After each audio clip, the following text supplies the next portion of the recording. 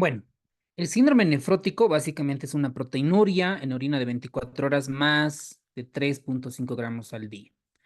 Entonces, como el riñón pierde proteínas, hay proteinuria, en plasma va a disminuir estas proteínas y por lo tanto en plasma vamos a encontrar albuminemia, hipoalbuminemia. Y como baja la presión oncótica, baja la albúmina, disminuye, por ende, aumenta la presión hidrostática y sale agua, se escapa el agua y esto se traduce en edema. Entonces, las células dicen, necesitamos proteínas. El hígado comienza a fabricar lípidos, por lo tanto, hay una hiperlipidemia por beta oxidación. Y por lo tanto, por los riñones van a eliminar lípidos. Por eso existe lipiduria, así de manera básica. Entonces, el edema, existe hiperlipidemia y lipiduria. Las causas más frecuentes, no tienen que aprendérsela todas. Las causas, tenemos causas primarias, causas secundarias. Dentro de las causas primarias vamos a tener la glomerulosclerosis focal y segmentaria. Esto es clásica pregunta en pediatría que está asociada al reflujo vésico-uretral. Al reflujo vésico-ureteral. Y también tenemos otras causas, la glomerulonefritis membranosa, por ejemplo, en adultos es frecuente. La enfermedad de cambios mínimos, esto en los niños en pediatría.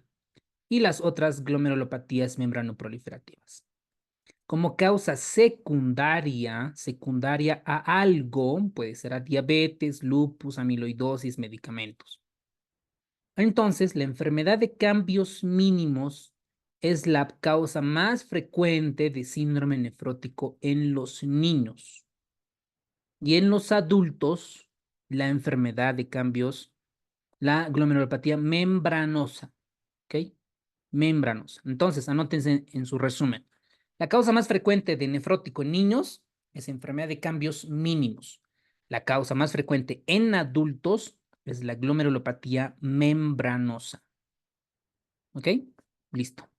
Fácil con esto. Estos pacientes con síndrome nefrótico pierden por la orina un componente que es la antitrombina 3. Esta pérdida de la antitrombina 3 predispone a los pacientes a que puedan formar trombos. Estos trombos pueden ser tromboembolismo pulmonar, pueden ser trombosis venosa profunda o puede ser trombos de la vena renal. ¿Y cuál es la más frecuente de todas estas? El trombo en vena renal es la más frecuente. Entonces, la trombosis venosa es importante. Por la hipoalbuminemia y la pérdida de células inmunitarias predispone a las infecciones, puede tener hipovolemia y el tratamiento incluye IECAS, ARAS, antiproteinúricos. Y también las estatinas para las hiperlipidemias y la anticoagulación, porque sabemos que estos pacientes tienen alto riesgo protrombótico. Entonces, vemos a los síndromes nefróticos. Sabemos que estos glomérulos pueden estar dañadas por activación de complejos inmunes y que nuestras mismas defensas van a ir a atacar estos componentes. Aquí tenemos la cápsula de Bowman, la capa parietal, tenemos ahí las células, los podocitos y como tal. Veamos qué es lo que pasa en el síndrome nefrótico. Hay una lesión glomerular. A diferencia de nefrítico, existe también lesión epitelial. Esta lesión epitelial va a hacer que aumente la permeabilidad de la membrana basal. Entonces, nuestro glomérulo está inflamado, también el epitelio, y pierde la permeabilidad. Por lo tanto, existe proteinuria. paciente pierde proteínas. Esta proteinuria hace que el hígado sintetice lipoproteínas hepáticas. Entonces el paciente tiene hiperlipidemia y esta va a ocasionar lipiduria, elimina por los riñones. Al perder la proteína por los riñones a nivel plasmático, existe hipoalbuminemia. Y la hipoalbuminemia lleva a la disminución de la presión oncótica y por ende edema el paciente. Además de esto, el riñón pierde antitrombina 3, factor de coagulación 9, 11 y 12, y esto predispone a la hipercoagulabilidad. ¿Y qué tipo de trombo forman? Trombo en la vena renal. ¿Cómo llega el paciente? Con dolor lumbar. Dolor lumbar que se irradia a los testículos o a los labios vaginales, ¿no es cierto? Los labios. Entonces, ¿por qué se caracteriza un síndrome nefrótico? Por proteinuria intensa, hipertensión, hipercolesterolemia, hipoalbuminemia, enema, edema, puede llegar a anasarca y hematuria microscópica que no siempre está presente. Entonces, si no se diagnostica, el paciente llega a insuficiencia renal y puede llegar a hemodiálisis y complicarse dentro de estas. Entonces, ¿cómo hacemos el tratamiento general? Como aumenta el colesterol, damos hipolipemiantes. Como está con edemas, damos diuréticos. A modo de retroalimentación, ¿por qué en el síndrome nefrótico existe hipercolesterolemia? Pueden activar su micrófono. Por Por la la disminución de las proteínas. De lipoproteínas. Al haber una disminución de la albúmina y otras proteínas, el hígado va a tratar de compensar esa pérdida con formación de lipoproteínas. Excelente. ¿Por qué el paciente con síndrome nefrótico tiene edema? Por disminución por la de la presión oncótica. Por la disminución de la presión oncótica. ¿Ok? Por la disminución de la presión oncótica. Y en el nefrítico, ¿por qué había edema? por aumento Del de sodio retención de agua y y sodio. retención de agua. retención de sodio y agua. Excelente. Esa es la gran diferencia. ¿Ok? Muchos pensarán, dirán, cuando yo era estudiante internito, decía, ¿por qué si disminuye la proteína, por qué no se trata con proteínas? ¿Por qué no le damos albúmina? Vía oral, no sé, o intravenoso, etcétera, ¿no? Entonces, aquí la clave es evitar la pérdida de proteínas. Y esto lo hacemos con antiproteinúricos, IECAS y los ARAS, ¿no? Son los mejores para disminuir la presión intraglomerular. Entonces, por la hipercoagulabilidad, damos anticoagulantes. Enoxaparina, 40 miligramos subcutánea cada día, o heparina sódica, 5.000 unidades intravasculares y de cada 8 o 12 horas, dependiendo de la función renal. Y para la proteinuria, IECAS y ARAS. Muy bien. Ok. Entonces, a modo de retroalimentación, ¿cuál es la causa más frecuente de síndrome nefrótico en niños? Cambios mínimos. Enfermedad de cambios mínimos. Por cambios mínimos. En adulto, Membranosa. Membranosa. Pranosa. excelente. Ahora pueden contestar esta pregunta. Pueden hacerlo en el chat, por favor.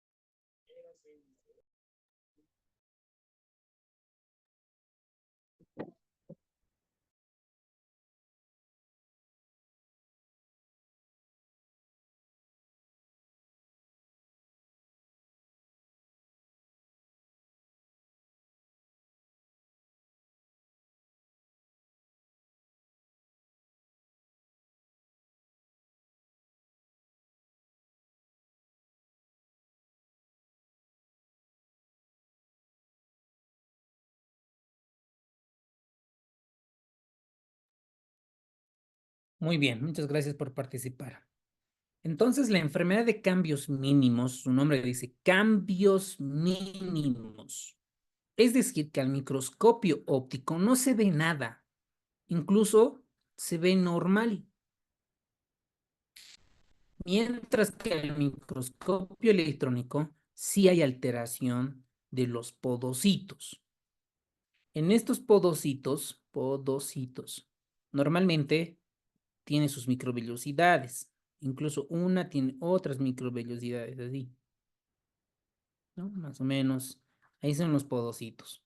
Entonces, cuando vemos al microscopio electrónico, estos podocitos están borrados, no tienen tantas microvellosidades.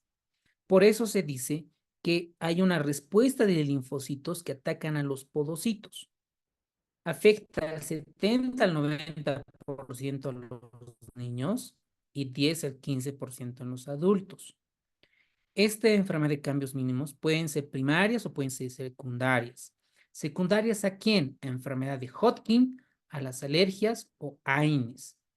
¿El paciente qué tiene? Proteinuria. ¿Y cómo se ve macroscópicamente? Es una orina espumosa, muy espumosa. Entonces, incluso cuando hacen los estudios retrospectivos, estos pacientes tienen 10 gramos de proteína en promedio. Imagínense, 10 gramos. Están, ¿no? En pediatría han debido ver los niños que están con edemas en su bolsa escrotal, los párpados, ¿no? Su piel se ve transparente, muy, muy delgadita, ¿no? Es un edema bien, un edema muy, muy fulminante. Entonces, el 30% de los pacientes remite automáticamente. El 90% puede requerir tratamiento.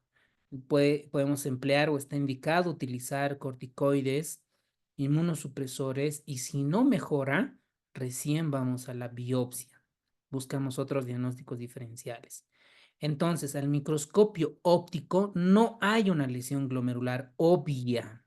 Se ve casi normal. Mientras que en el microscopio electrónico hay borramiento de los pedicelos de los podocitos.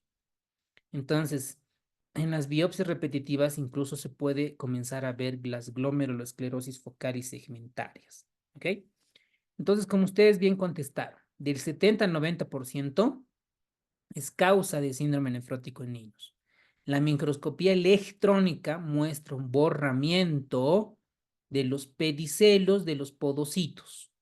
Pedicelos de los podocitos. ¿Ok? El microscopio electrónico en la biopsia renal muestra una lesión glomerular obvia. No, es casi normal. El promedio de excreción de la proteína es de 10 gramos y el 30% de los pacientes van a mostrar una remisión completa. Excelente. Ahora, otra causa que vemos es la glomerulosclerosis focal y segmentaria. ¿Qué tienen que saber para el examen de la residencia? Que estos están asociados al reflujo vesicoureteral, ¿no? Al reflujo vesicoureteral. Estas se ven evidencias cicatrices glomerulares segmentarias que abarcan algunos glomérulos y generan proteinuria. Sabemos que 1/3 de los casos de estos pacientes y el otro 50% están afectados los de americanos de raza negra. Los cambios patológicos más notables son glomérulos cicatrizados, esclerosados en la unión córtico-medular, ¿no? Cositas no tan potencialmente preguntables del examen. La patogenia es multifactorial, está involucrado los linfocitos T y otras, y lo que van a llegar es comenzar a generar mutaciones genéticas en los podocitos que les han denominado podocitopatías. Aquí tenemos un dibujo donde nos muestran claramente de la esclerosis. Miren cómo es que el endotelio se separa del podocito, de la membrana basal glomerular, ya que hay proliferación subepitelial dentro de este espacio de Bowman. Las causas pueden ser primarias y pueden ser secundarias. ¿Secundaria qué? A VIH, nefropatía por reflujo, lo que les comentaba, nefropatía por reflujo, embos de colesterol y otras causas. Entonces, este paciente rara vez muestra una remisión espontánea. Entonces, el tratamiento general son yecas, corticoides, y si es secundaria, se trata la causa, ¿no? Si es VIH, si es linfoma, si es nefritis por radiación y otras. En la biopsia vamos a encontrar cicatrices focales y segmentarias. Y tenemos otras variantes, como por ejemplo la hipercelularidad endocapilar, la glomerulopatía con colapso, puede haber una lesión iliar, que es llamada la lesión de la punta glomerular, algunos detalles de este tipo de patologías. Aquí tenemos una imagen donde nos muestra las variantes de la parte periliar, ¿no? La variante de la lesión TIP, donde tenemos ciertas proliferaciones, ¿no? Aquí tenemos la parte celular, donde comienza a haber la proliferación subepiteliar y la parte colapsante, ¿no? Aquí tenemos cómo se va viendo al microscopio óptico con diferentes tinciones para ver las lesiones focales y segmentarias. Y otra causa es la glomerulopatía membranosa. La glomerulopatía membranosa es la causa de síndrome nefrótico más frecuente en el adulto. Su incidencia máxima es de 30 a 50 años. La relación hombre-varón es de 2 a 1, preferentemente varones, ataca más a varones. Y el anticuerpo va contra el receptor de la fosfolipasa A2 de tipo M. También se han identificado anticuerpos. Nosotros vamos a dibujar, a ver acá. Dentro de esto vamos a encontrar anticuerpos contra la trombospondina tipo 1, que específicamente del dominio que contiene 7-alfa. Pues estos pacientes presentan síndromes nefróticos con proteinuria no selectiva. Y el peor pronóstico son los varones, la senectud, hipertensión, persistencia de la proteinuria. ¿Y cuál es la complicación grave? La trombosis de la vena renal. No TEP, cuidado que se confunda, no es tromboembolismo pulmonar, trombosis venosa profunda, trombosis mesentérica, no, es la trombosis vena renal. Cada vez que escuchen trombosis de la vena renal, lo primero que tienen que escuchar es síndrome nefrótico, ¿no? Ya sea glomerulopatía membranosa o de cambios mínimos.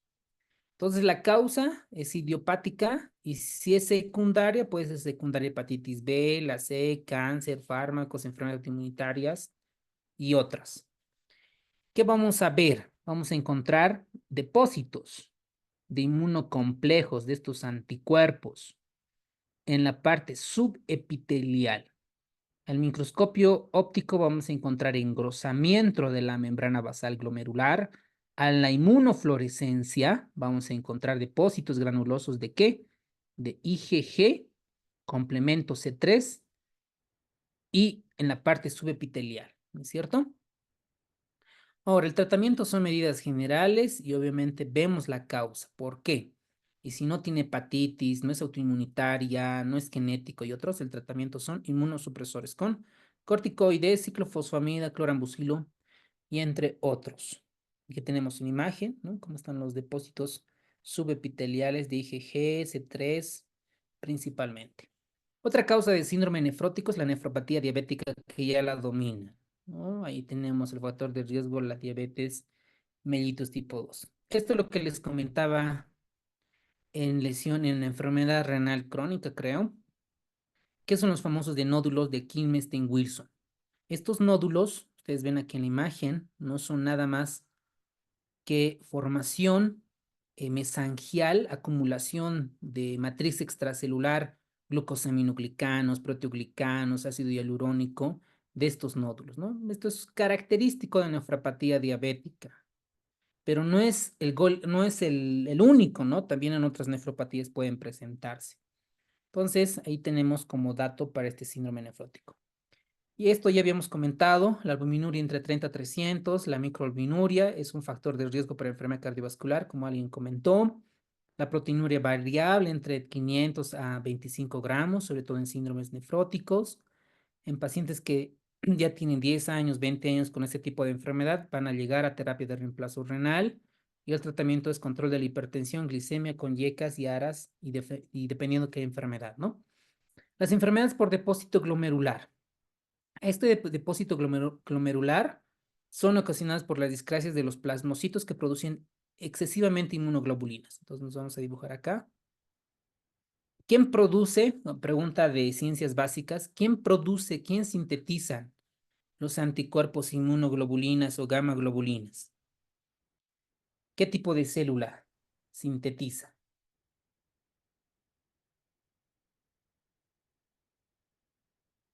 Células plasmáticas, doctor. Muy bien.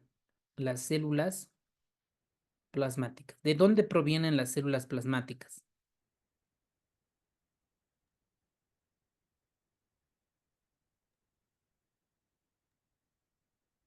De los linfocitos B, de...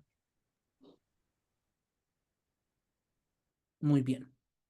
Dentro del sistema inmunológico, ustedes saben que hay linfocitos T y los linfocitos B. Los linfocitos B, muchas de estas van a madurar a células plasmáticas. Y estas células plasmáticas van a sintetizar los anticuerpos o las inmunoglobulinas que ustedes ya conocen, la tipo A, E, M, la G y otras. Entonces, hay una proliferación de estas células plasmáticas donde van a sintetizar diferentes tipos de inmunoglobulinas. Estas inmunoglobulinas se van a acumular en los túbulos y en los glomérulos y van a hacer que ocasionen proteinurias intensas e insuficiencia renal. Incluso se ha identificado en este tipo de glomerulopatías depósitos de amiloides séricos que van a producir enfermedades inflamatorias. Entonces tenemos dentro de estas las enfermedades por depósito de cadenas ligeras. Estas cadenas ligeras no son nada más que partes de estas inmunoglobulinas, que pueden ser cadenas ligeras de tipo capa. Estas se depositan en los capilares glomerulares, en el mesangio, en la membrana basal, la cápsula de Bowman, y tiene la característica de que no son fibrilares, no se detectan con la tinción de rojo Congo, y vemos por qué están produciéndose muchas cadenas ligeras. Luego tenemos la amiloidosis renal, que tienen depósitos fibrilares, hay depósitos de cadenas de tipo LAMLA, y estas sí se detectan con tinción de rojo Congo al microscopio. Luego tenemos las glomerulopatías fibrilares inmunotactoides. Estas pueden detectar, ¿no? Se pueden depositar amiloides con fibrillas de 12, de 24 nanómetros, y estas también no se detectan con la tinción de rojo Congo. Y por último, una de las últimas, la enfermedad de Fabry. La enfermedad de Fabry es un error innato ligado al cromosoma X, sobre todo las globotriaosylceramidas, y estas van a ser como consecuencia que se acumulan porque no hay la galactosidasa alfa lisosómica y por lo tanto se acumulan intracelularmente. Y esta acumulación de este metabolito van a afectar a los vasos sanguíneos, al corazón, al encéfalo y sobre todo a los riñones. Y además estos pacientes presentan acroparestesias, angioqueratomas y otro tipo de síntomas como la hipohidrosis para llegar a esta enfermedad de Fabry. Entonces, cuando nosotros vemos el análisis de orina a través del microscopio de luz polarizada, vamos a detectar cuerpos grasos y estos son los famosos Cruz de Malta, ¿no? Clásicas preguntas en los exámenes de la residencia. Y lo que vamos a ver en la biopsia renal son depósitos de esos metabolitos, ¿no? Sobre todo en la globotriacil ceramidas. Y esto es el diagnóstico, ¿no? El diagnóstico se hace con biopsia renal. Y el tratamiento es principalmente la administración de las galactosidasas alfas. Y las características, ¿no? Como un paciente con glomerulonefritis de cambios mínimos tiene proteinuria. La membranosa, proteinuria. Estas dos son clave para el examen de la residencia. En nefropatía diabética, ¿qué tipos de nódulos se evidencian, doctores? Llega Mr. Wilson. ¿Quién es Mr. Wilson? ¿En qué otras enfermedades podemos ver estos nódulos? En sarcoidosis y amiloidosis. ¿Ok? Muy bien, señores. Luego tenemos el síndrome pulmón-riñón, que habíamos visto en síndrome de Goodpasture, con los anticuerpos antimembrana basal glomerular, las vasculitis ANCA, Wegener, Churko-Strauss y la polangitis microscópica. La mayoría de estos van a requerir corticoides. El síndrome antimembrana basal igual, que habíamos visto en la parte genética el síndrome de Alport y la parte adquirida el síndrome de Goodpasture. Luego tenemos los síndromes glomerulares vasculares, principalmente las vasculitis, que los vamos a ver ampliamente en reumatología. y otras asociadas a infecciones, sobre todo la malaria, ¿no? La malaria y la esquistosomosis. Esas son las causas más frecuentes de glomerulonefritis a nivel mundial. Y luego viene la hepatitis B. La hepatitis B, ¿a qué tipo de vasculitis se asocia? Vasculitis, crioglobulinemia mixta. No, no, no. Y la hepatitis C, Membrana proliferativa. Esas decían crioglobulinemia mixta. Poliarteritis nodosa. Glomerulonemia mixta es eso, la muy bien, doctores. La hepatitis B a la poliarteritis nodosa. Poliarteritis nodosa. Poliarteritis nodosa. B-PAN. B-PAN. La C, crioglobulinemia mixta. ¿Ok? Eso es relacionado con las glomerulonefritis. Aquí tenemos las características de las glomerulonefritis clínicas. ¿Ok? Muy bien, doctores. Aquí tenemos los síndromes vasculares glomerulares que ya lo vimos. La postestreptocócica también ya lo vimos en síndromes nefríticos. ¿Y qué debo recordar para tu simulacro de nefro? El diagnóstico. Diagnóstico. Proteinuria, hipoalbuminemia, edema, hiperlipidemia, lipiduria. Etiología. Cambios mínimos y la membranosa. Cambios mínimos en los niños, parte pediátrica, y en los adultos, la membranosa. Focal segmentaria asociada al reflujo bésico ureteral. Las glomerulopatías membranoproliferativas es la más agresiva, ¿no? Los exámenes de la red están como las más agresivas. Secundarias en diabetes mellitus, los nódulos de Kimmel-Wilson. En lupus, toda la clasificación de la nefropatía lúpica se la tienen que saber, las clases para ver el tratamiento. Amiloidosis, infecciones, neoplasias, los porraines, cambios mínimos, frecuente en los niños, responde bien a los corticoides, no hay cambio al microscopio óptico y al microscopio electrónico, ¿qué vamos a encontrar? Nada, porque se han eliminado los podocitos. Electrónico. Borramiento de los pies, de los podocitos. Borramiento. Eso, muy bien, doctores. Borramiento de los pedicelos de los podocitos. Muy bien. Bien, es solo repetir. La glomerulosclerosis focal y segmentaria es más frecuente en adultos, asociada al daño renal progresivo, mal pronóstico. La membranosa es la causa más frecuente en adultos. Y los anticuerpos, ¿contra quién es? Contra el receptor de la fosfolipasa A2 en los podocitos. Complicaciones. ¿Con qué se complica? Con trombosis venosa, la más frecuente. También tienen infecciones, puede tener hipovolemia. Tienen lipiduria, hiperlipidemia, por lo que ya comentamos, el edema, manejo general, la causa. IECAS y ARAS para reducir la proteinuria, diuréticos para el manejo del edema, estatinas para controlar la hiperlipidemia y anticoagulación para ver datos trombóticos. Diagnóstico, proteinuria, orina de 24 horas, ¿no? Para ver realmente cómo están las proteínas. Niveles de albúmina sérica, lípidos, biopsia renal si lo amerita. Datos clínicos ya lo dominamos, historia familiar y el pronóstico depende de la etiología. Muy bien. Hemos terminado, doctores.